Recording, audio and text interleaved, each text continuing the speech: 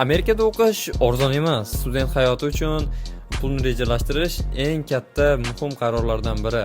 Keling sizga shu rasxodlarni real nomerlarda aytib beraman. Birinchisi, shared apartment yoki apartamentlarda yashash. Bu $600 hamda $1000 gacha bo'ladi. Ikkinchisi, oziq-ovqat. Oziq-ovqatga agar uyda olib kelib produktlar deysiz, $200 dan $300 gacha pul ketadi. Keyingisi esa, uchinchisi, transport. Transportga примерно $100 dan $150 gacha ketadi. Agar o'zingizning mashinangiz bo'lsa, qayta ko'proq ketib qolishi mumkin benzin bilan. Keyingisi esa bizda fun and personal things. Like do'stlaringiz bilan biror joyga borishingiz mumkin. O'zingizning telefoningizga tensa solishingiz mumkin. Hamda Spotify, balkim Netflix shunga o'xshagan narsalar sotib olishingiz mumkin. Oyiga shunda bizga 1000 hamda $1,500 dan oshiqroq pul ketib qoladi.